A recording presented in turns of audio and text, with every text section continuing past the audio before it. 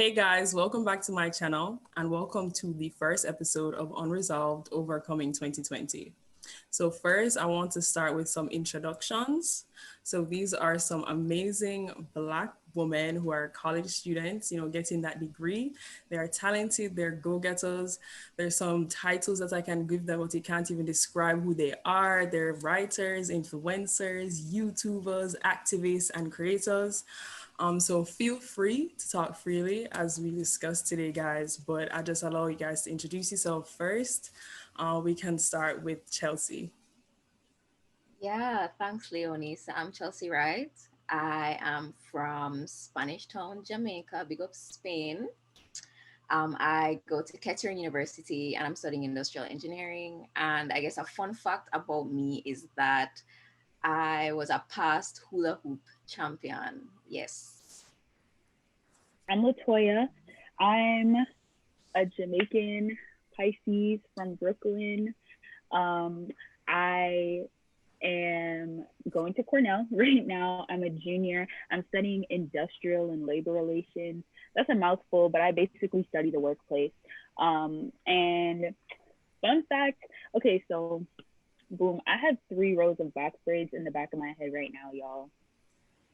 I had to finesse this look right now to get on this call, but like, if you want to see, I don't know if y'all can see it, but it's there. So that's my fun fact. Hello, everybody, and thank you so much, Leonie, for having me. My name is Shantae Shand. I'm a junior at Lafayette College, double majoring engineering studies and economics with a concentration in finance. I'm from Portmore, Jamaica, so big up all the people that are from Portmore, talk truth. And my fun fact is after 6 years of having my permit, I finally got my license today. And let me tell you, right, let me tell you, it was crazy. When I say I was so nervous, I was all stopping when there weren't stop signs. I was like so nervous, but we got it done. Glory be to God. Amen. My name's Anuli. Thank you so much for having me today. I study feminist gender sexuality studies and government at Cornell University. I'm a junior. I'm from Orange County, Southern California, but my family is originally from Nigeria. I have been to 17 countries. Okay, so hi, my name is Keiana Byfield. I'm a fifth year student at McMaster University in Canada. Right now, I work part-time as an actuarial intern at an insurance company. My fun fact, I played piano for 12 years of my life from age 5 to 17.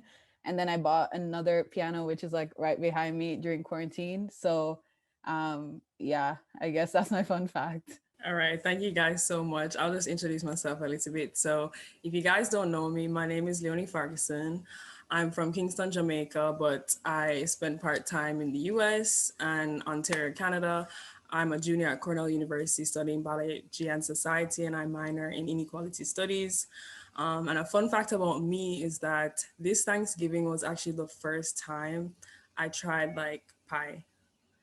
Like the first, I just never, I don't know why. Like I know like when I grew up, I like KFC or Popeyes. A lot of people just buy the pies, and I would never. I don't know. I just it's probably weird. I don't know. I don't know.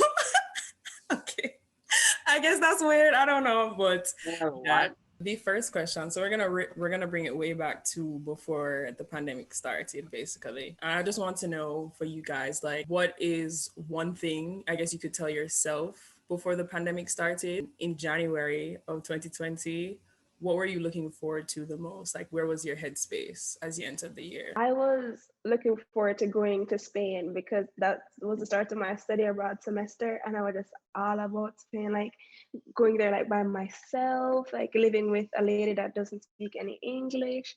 So that was where my mind was at, like just living my best life in Spain, which I did before coronavirus kicked me out.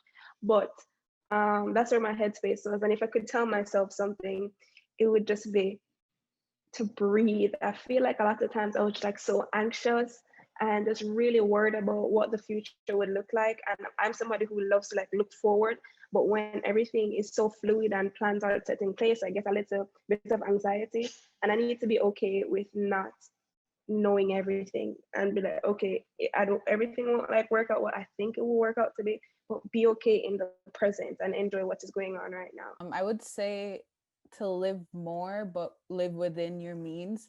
So I feel like what I've realized, especially during quarantine, is that the way I spend a lot is through going out. So I don't really buy myself that much clothes anymore. I don't buy things for myself. But if I was to go out, it's not even the event itself that's usually expensive. It's just I'll buy drinks all over the place, or I'll start giving out money and giving out things and buying, like, paying for things that I don't need to pay for along the way. And right before quarantine, I went to Trinidad for Carnival, and the week I came back is when everything closed down.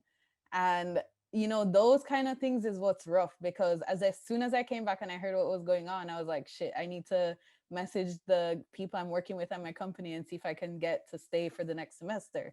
So I did, but that was luck, because I came back from Trinidad, and this is where the live within your means comes in. I came back, and Trinidad is not cheap. So I was not saving. All the savings I had throughout the 2 terms I was at that company was going towards Trinidad, but I didn't have money put aside for myself. And, this is where parents, it's lucky that I had my dad to lend me money, but it's like, it's really, it just put things into perspective, because what if they couldn't afford to give me money, right?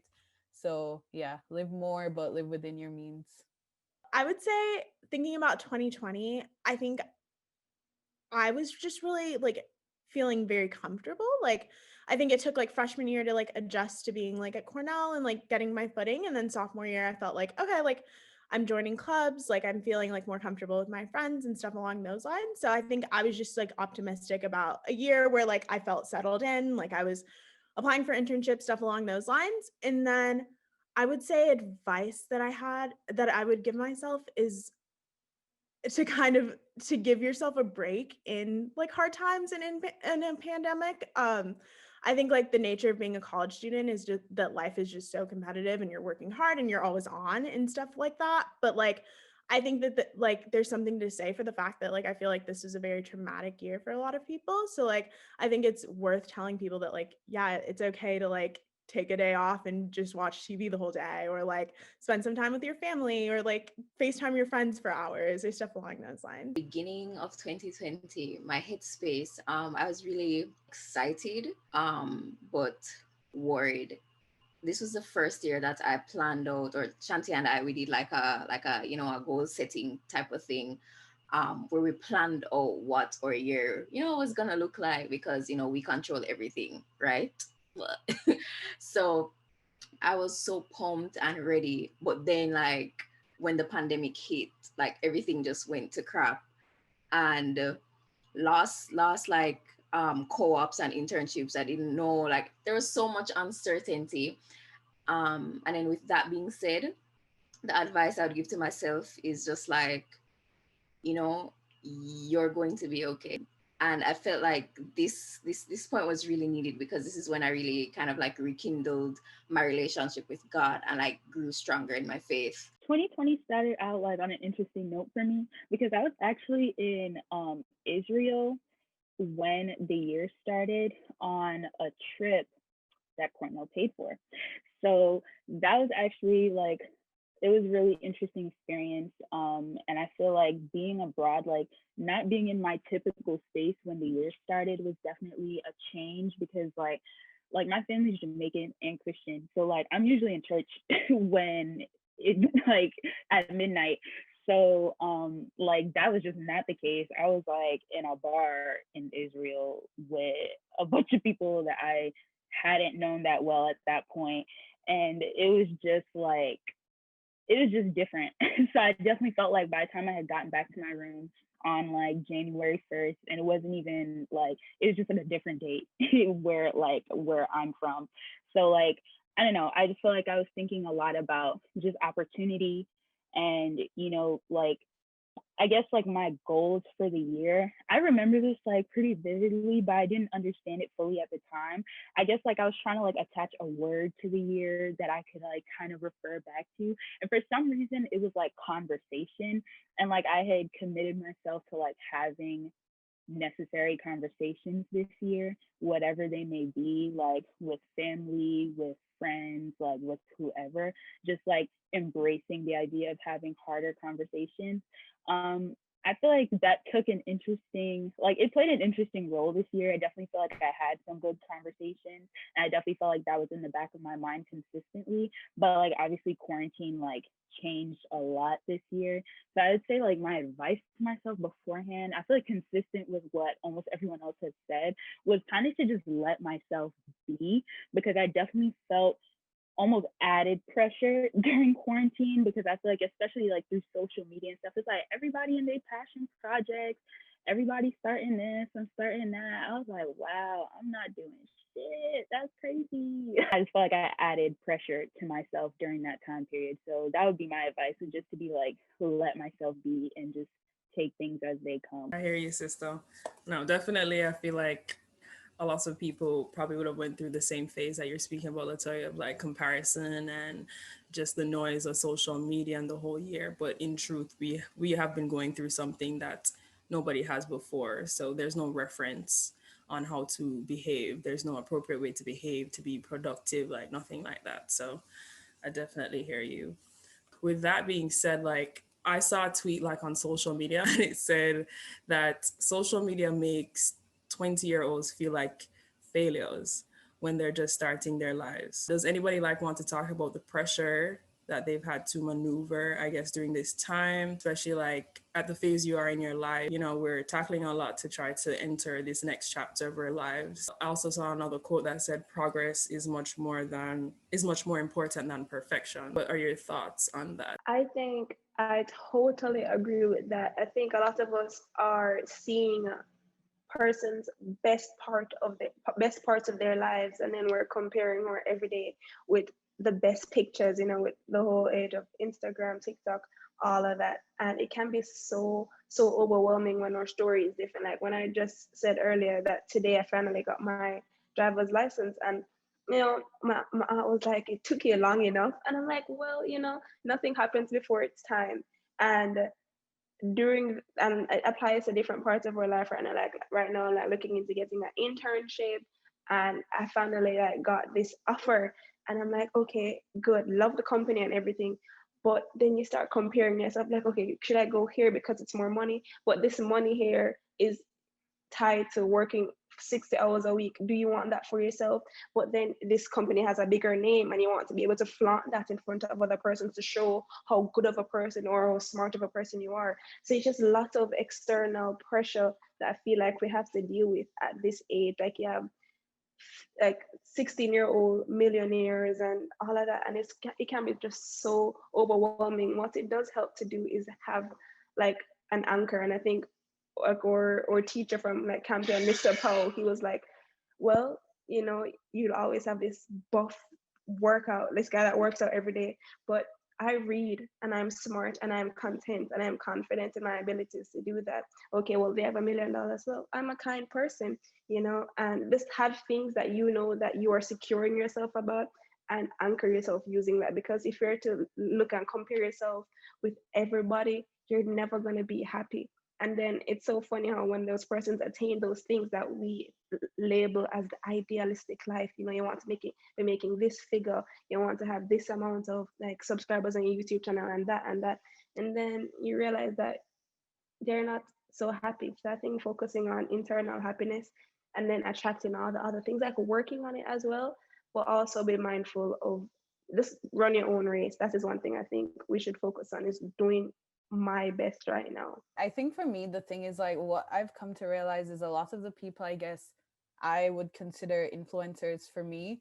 Like, you spend so much time comparing yourself to them and you realize that they're like 30, like they're near 30 and you're trying to put your life to match someone else that has like 10 years on you. And then when you mix that with fear, I feel like one of the reasons too is that what this whole pandemic, like the reason I feel like I need to create so many things is because maybe it's like fair that I'll be broke or something because everyone else is hustling, right? So when you're missing out on opportunities, like even with like running things on social media, you know, you want to push ideas as soon as you get them so that no one else gets it before you, because it's even harder to break through if someone else is doing it. So I think all of that just comes on pressure, comes from fear. And then I guess something personal to me to add to that is that honestly, I've come to realize that a lot of the pressure that I have on myself comes from feeling like I'm just never doing enough, which stems from honestly the high school I attended in Jamaica. You know, you guys went there, Campion, well, three of you went there. And you know, there so I guess for anyone that doesn't live in the Caribbean, you do these exams, right? And you try to get certain grades, and the goal is to get like 8 1s, right? And a one is basically somewhere between, I guess, a 70 and 100 on these big government exams. And at my school, or at that school, you know, if you're getting 8, that's nothing.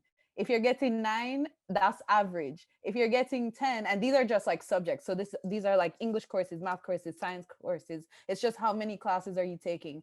And it's like you never feel like you're doing enough. And then when you bring that into like a different environment, now it's just like, even like to graduate from university, and this is not to like insult anyone, but like when people say congrats, like you're graduating, to me it's like you don't have a choice but to graduate, you know, like that's a part of the plan. So why are you congratulating something that you already had coming, you know? So I just feel like I found that it's hard to actually feel good about myself about those things, because people are saying like congrats when I was posting about my grad pics, and I'm like, bro, like I was gonna graduate anyways. The pressure that we feel is partly, it's like there are lots of things that lead up to it. And I feel like as we progress in life, it's just going to manifest in different ways. So in high school, it was the subjects and the courses and like your grades.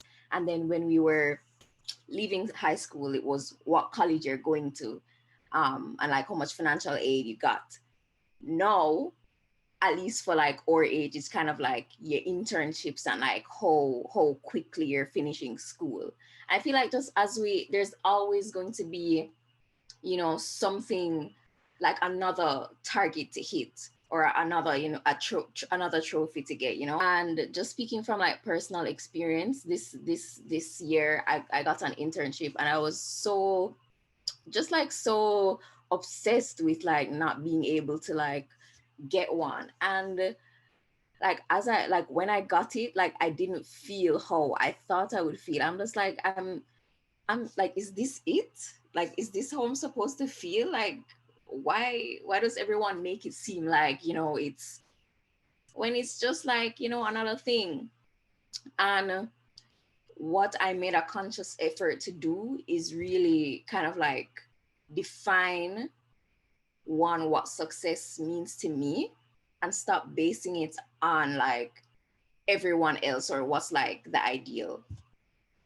Still in the process of doing that, because you know it just takes a lot of like self-awareness, and just for you to really be honest with yourself. Because what if I don't want to, you know, work at this place, or what if I don't want to live in the US, or what if I don't want to have like a big house, you know? Will that make me seem, you know, less than because that's something that I want for myself, you know? So yeah, I'm just trying to define what success means to me, so that when I do hit those points, I'll know it's something that I want, rather than something that society said, you know, this is the next thing that you should hit.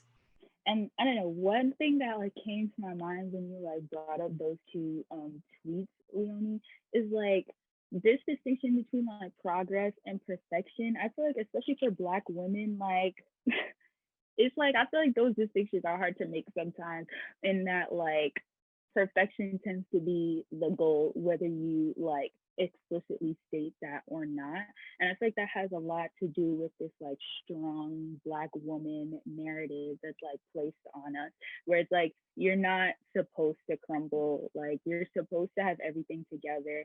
And then especially like when you become someone that others like look to a certain extent, whether you set out to be that person or not, it feels like, you know, how I present myself like to the outside world is ultimately what is most important. And like whatever's going on with me internally, like I need to make sure I get that together so that I don't look like I'm falling apart.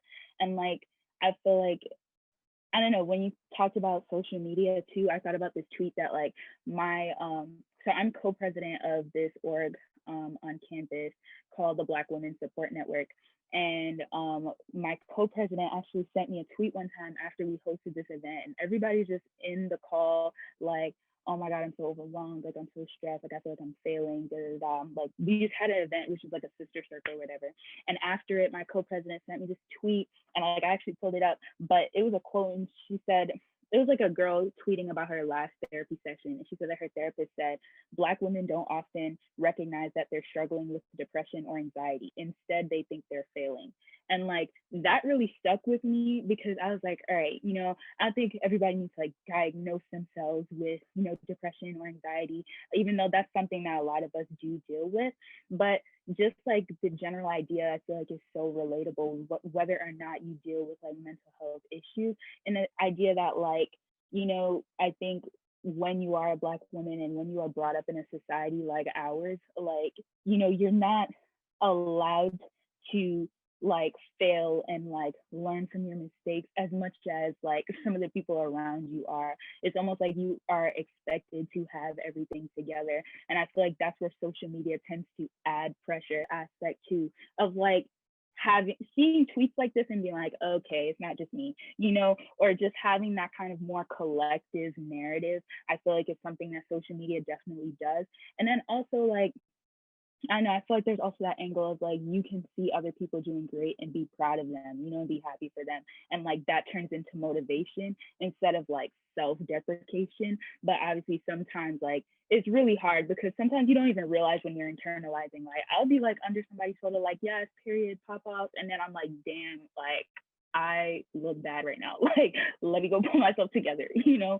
So I mean, I don't know, social media is definitely like a complex thing, and I feel like the way that it impacts us sometimes takes some self-reflection to realize like what it's doing for us. Like a lot of times I feel like we might be like, oh, this is great, like it's benefiting me, I got all my saved things on my info, like Instagram is like, it's helping me, it's enhancing my life. Meanwhile, like there's so much going on behind you that you're like not paying attention to, and like you're slowly falling apart. I think I think one thing that came up a lot is like this whole like competitive nature with social media. I think a lot of like entrepreneurially and in your business mindset and stuff along those lines, which I feel like you could write a paper about LinkedIn culture and how like for a lot, I feel like that's like very toxic. And the fact that like, I feel like it's just a system of comparing your achievements to other people's achievements. And I think that like plays off in like all other social media like spheres. But I think one thing that people didn't necessarily talk about, which I think plays into this competitive nature as well, is so I do a lot of research on social media, like at school and stuff. That's kind of what I focus on at Cornell. But I think like, especially for Black women, I think like it like amplifies a lot of like beauty norms that I think can be like very toxic. Or at least like just like for me personally, like I think like I've always loved social media. I love Instagram, like I spend hours on it. But I feel like there's this kind of idea, and I feel like a lot of times it's perpetuated of like, oh, you have to look this way, you have to be this small, you have to, I mean, colorism, texturalism, everything you could think about, I think is just amplified on those social media spheres. But I would just say like, and I don't know if this is advice or just like life, like one thing that I think really helped me with like dealing with social media, and to make it more positive for myself is I'm at the point in my life where like I try not to post anything to prove anything. So like don't post that like you're at this party because like you want people to know you were at that party, or like you're with this person because you want people to know you're with that person, or post this trip because like you want people to know like you were on this trip, or like it can go, the list can go on and on. But like I post things because like I feel good about them. And sometimes like I feel like those lines are blurred. But once I got to that point, I feel like I felt a lot better about social media and like how I interacted with it, because like I think that it also helped me, I feel like, enjoy the moment in a lot of spaces a lot more, because like I would be at like a concert or I would be out with my friends, and like the whole time it's just to like post so like people know I did it, and then you're not like experiencing that and like feeling it. So I feel like that shift helped me a lot. How was your spring semester? If you did your spring semester when the pandemic struck? Good for me. I just like it because it comes more flexible to me. Like I don't even really spend that much time on my campus. I used to study from home. I only ever went on campus during the library time. So this just gives me time. I'm saving on rent. I'm saving on groceries. I'm just looking on it from that point of view. I guess the social aspect, like that's the part I miss the most in terms of seeing friends that lived in the city. Because obviously, first of all, I live in a city that my mom lives in, right? So, and I just moved to Canada right before university. So I have no idea who any of my neighbors are. I don't talk to anyone that lives in my city. So that's what's lonely, I guess, because now I'm just here and I can't link up with anyone because they're in places that have higher COVID cases, all of that. So it's just been a lonely semester, but I've been saving and I've been managing classes better. I think I just felt a little bit betrayed, to be very honest, because sophomore year I got school down pat. I know I just knew a system that worked for me, and I was doing great. And then now COVID comes and just disrupts everything, and I was really angry at the point. I was just like, what the heck? I was like really frustrated at the disease, right? And because I figured it out, and now you come throwing this new variable and I have to find a new formula. So I had to first realize that this thing wasn't going to change anytime soon, and this was just how things are going to be. So after coming to that realization, which took me a long while, as you guys could probably guess, I came to that and I said, you know what, this is what it is, and I have to find new systems. So there was lots of trial and error, to be very honest, and I feel as though things took longer over Zoom. Things took longer, and you just get more fatigued during doing schoolwork and going to office hours. So I'm an engineering double major, right? You know, when you have a long problem to solve and you have different steps of calculation and having to go to office hours to share your screen to show you what the professor what you've done, and then to follow where the mistake is, it was just so much harder to do school online. But there was some form of flexibility, meaning I could like go anywhere and do it as well. And I just had to be disciplined to be on time and still participate and not do a random Google search during class and, you know, just go in my PJs. I mean, I never normally do that, but I could now, you know, since they're only seeing my chest up. So it was difficult, but I think I got the hang of it towards the end. Do I want to do it again? No. I want to go back in person so that I could raise my hand, sit at the front of the class, and feel like I'm a part of it, because that's the type of learner that I am. But I mean, I don't have a choice right now, and it has taught me like resilience. So yeah. So spring semester last year was actually a pretty hard semester for me. I think I was pushing myself too hard. Like I was in overdrive. I was like in like a bunch of clubs pulling me like left and right. And then like my classes were I was taking too many credits that semester. So what actually happened with Cornell is we got like a 2 or 3 week break to transition to online, and I really needed that break. So I realized I didn't know I needed it, but I was this close to breaking. So getting that break I think was actually very positive, like for me personally, just because like that was some time that like I just felt like I just like needed that downtime. And then obviously like school started up again. I would say like it was fine. I just feel like it was weird. So I'm from California and our school's in New York. So I was taking classes 3 hours earlier. So like I was like taking class at 5 o'clock in the morning basically. And then my day would be done at 11. And like office hours are at like 6 a.m. and stuff like that, which is what I'm dealing with right now, like now that I'm home. But I would say that like it went well. I felt like my like transition was okay. The thing that like kills me, and it still does now, I was back like at school this semester, but I really don't like recorded lectures. Like I can like stand to sit in like a Zoom call with like a professor speaking and stuff, but a recorded lecture, like I can't do it. Like, because I feel like professors just look at like basically a PowerPoint and just like speak in like the most monotone voice.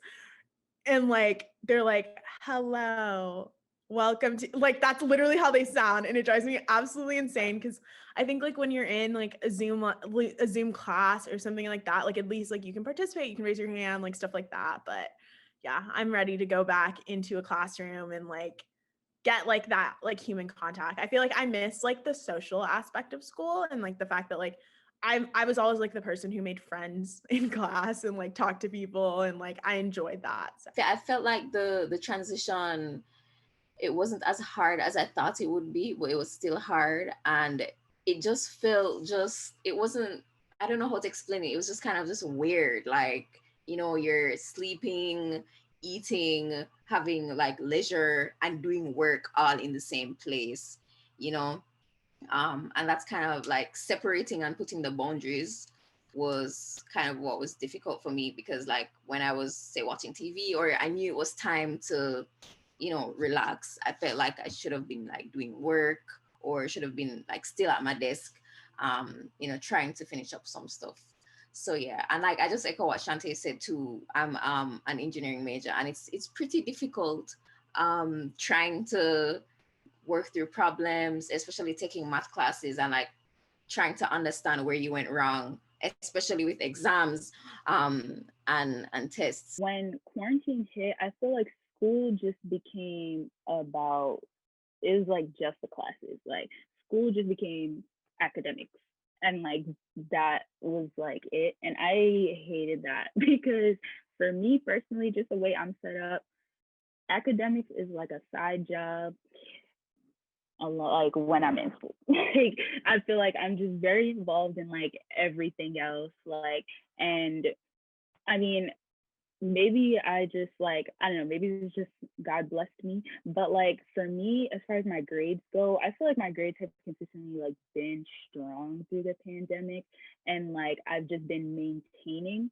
I feel like a lot of that has to do with the fact that like with my major, I feel like I'm like now just taking a lot of classes I like actually genuinely care about and like enjoy.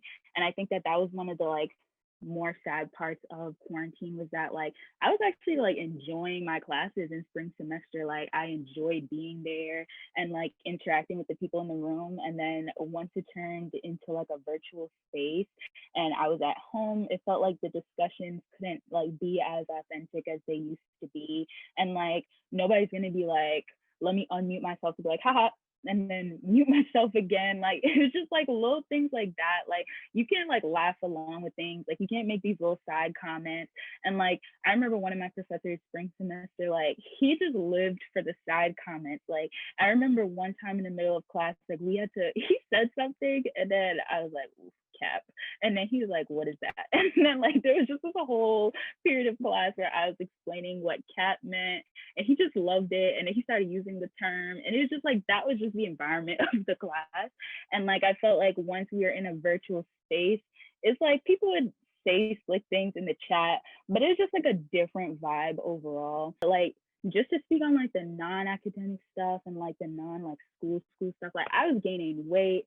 I was like, dang, like when I was at Cornell, like them hills, they was beating my ass a little bit, but I was toned and shit, you know. But now I'm just like, I come home, my mom is like, oof, you need to get up. Like, you need to get up.